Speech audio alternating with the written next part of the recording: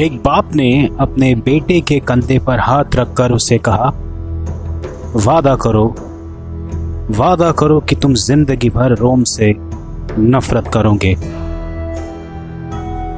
वो बाप था हैमिल्कर बाका और वो बच्चा था हैनिबल।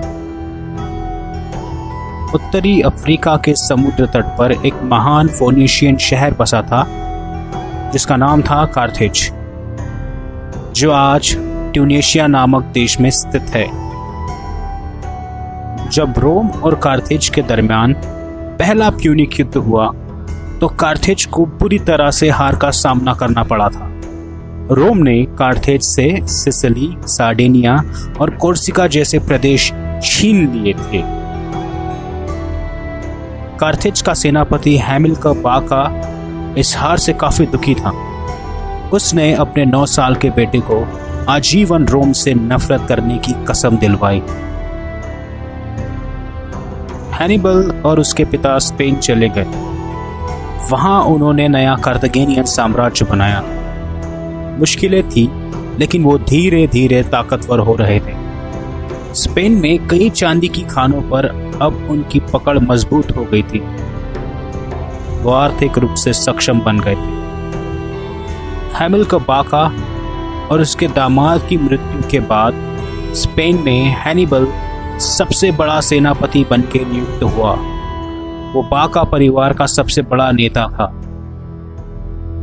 नए सेनापति की नियुक्ति से रोम थोड़ा तिलमिलाया और उसने कार्थेज के खिलाफ दूसरे प्यूनिक युद्ध की शुरुआत कर दी।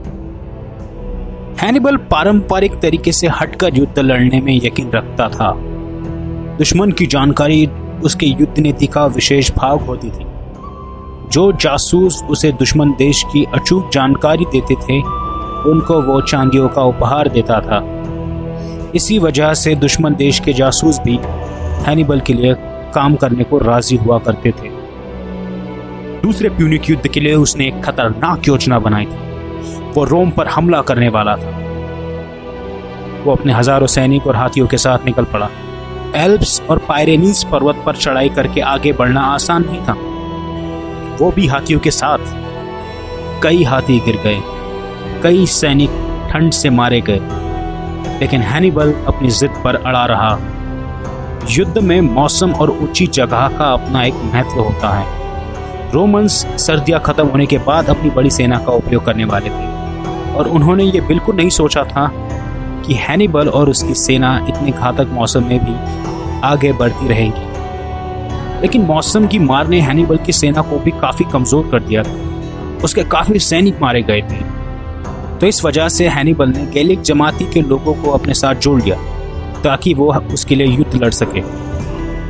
क्योंकि पहले प्यूनिक युद्ध में रोम ने कार्थेज को पूरी तरह हरा दिया था, तो उनको पूरा विश्वास था कि इस बार भी वो कार्थेज को हरा देंगे। लेकिन हैनिबल ने टिसिनियस और ट्रेबिया नदी के पास पहली बार रोम को हराया। उसके बाद हैनिबल ने ट्रेसिमेने तालाब के पास रोम के खिलाफ एक बड़ी जीत हासिल की। कैने की जंग तो हैनिबल की चालाकी का एक उत्तम उदाहरण थी। उसने शत्रु के लिए जाल बिछाया और उनको फंसाकर घेर लिया, फिर उन पर हमला कर दिया। तकरीबन 50,000 रोमन सैनिक उस दिन मारे गए थे। हैनिबल का खौफ पूरे इटली में फैल गया था। ऐसा लग रहा था कि जल्द ही रोम हैनिबल के कब्जे में होगा।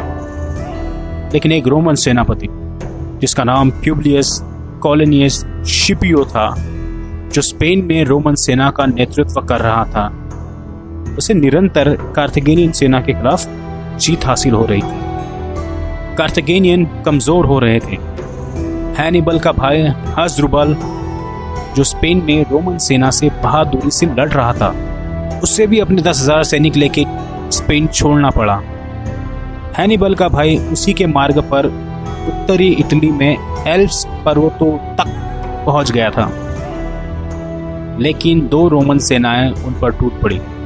हस्द्रुबल ने बड़े ही साहस से उनका सामना किया, लेकिन रोमन सेनाओं ने उनको मात दे दी।